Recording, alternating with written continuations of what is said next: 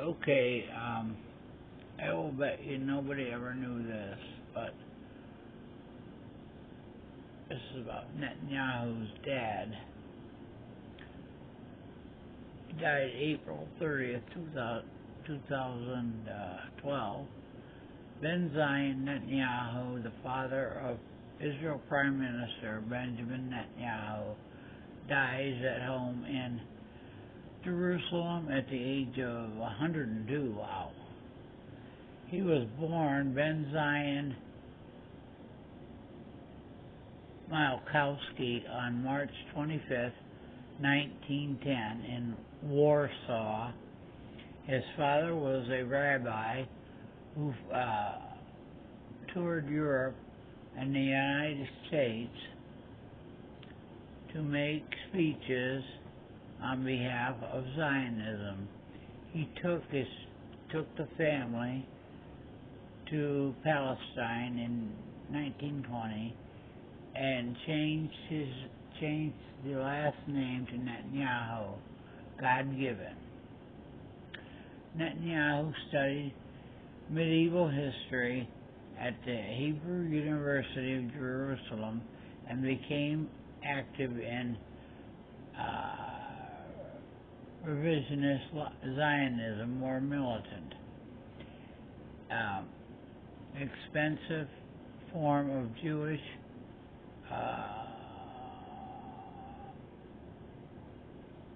nationalism led by Zev Jabotinsky and the visions of the revisionist Zionists, whose new Zionist organization he led after Jabotinsky's death. Despite dreaming of a greater Israel and rejecting compromise with the British or the Arabs, Netanyahu eventually came to support the State of Israel in the area set inside under the UN portion plan of 1947. His hawkish views were reflected in his works as a historian.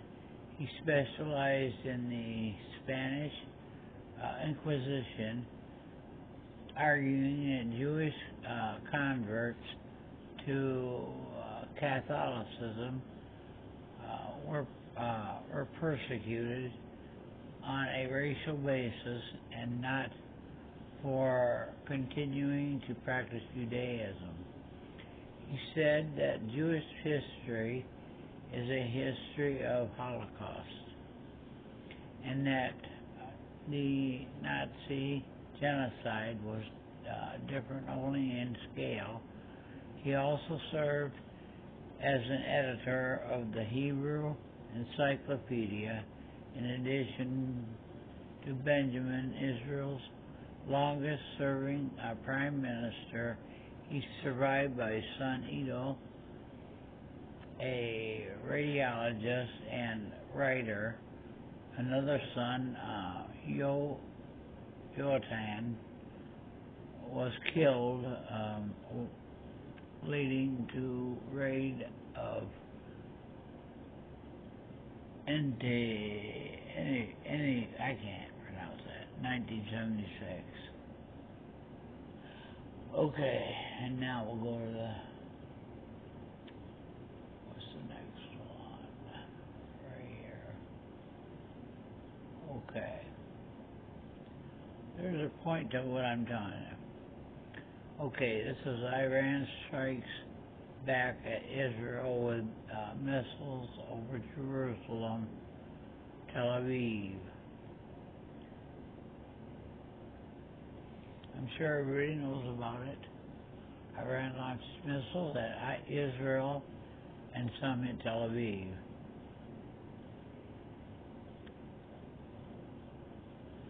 See, what's happening is Netanyahu is saying that the the United States was involved and has been denied, but I'm not really sure at this time. But then we got this going on. And in America, we don't do kings. They've defied our courts, deported Americans, disappeared people off the streets, attacked our civil rights, and slashed our services. The corruption has gone too far. No thrones, no crowns, no kings.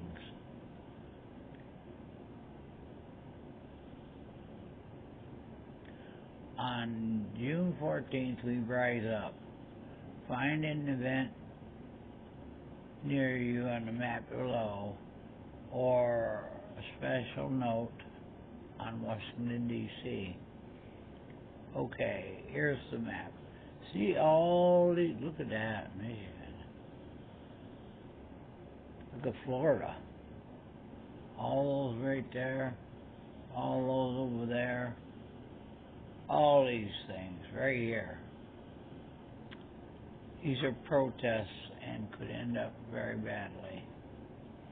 So I encourage people that with the sound mind is not to even go anywhere on Saturday, the 14th. And there's another thing I want to tell you. Let's see what the heck says.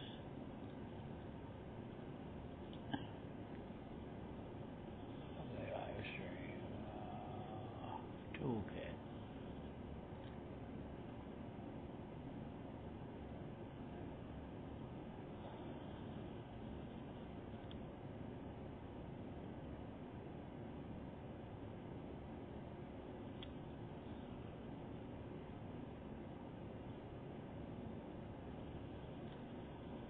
Okay, this is the toolkit. What is it? What is No Kings? State of play. Why? Where?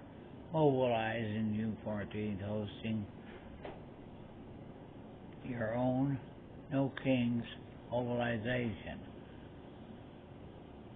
Want to know before you host No Kings mobilization tactics. Sources for hosts, messaging, posters and graphics, security, get support, planning your event, all this good stuff. What they're doing, this has to do a lot with the former president. Tomorrow, or Saturday the 14th, he's going to have a parade of the Army, and they're going to do different things there, like, show off their whatever and this and that. And so they think he's doing that for his birthday. But what it really is it's Flag Day, for instance. See, President Trump is planning a military parade in Washington, D.C. on June 14th. This display of might is intended to intimidate opponents and solidify his image as a strong man on our dime. We don't stand while that happens. We won't stand by while that happens. What this is tomorrow is Flag Day. Also, it's the 250th anniversary of the Army. That's what's going on there. Instead of allowing his military parade to be the center of gravity, we will make action everywhere else the story of Americans that day. People coming together in communities across the country to reject strongman politics and corruption, alongside with organizations and partners and leaders from across the pro-democracy and pro-worker movement. We will demonstrate organized people power and outpaces any authoritarian aspirations. No Kings events should be additive and congruent with adjacent mobilizations and recognition, including veterans, which I wouldn't do, celebrations, pride events, and Juneteenth on the 19th.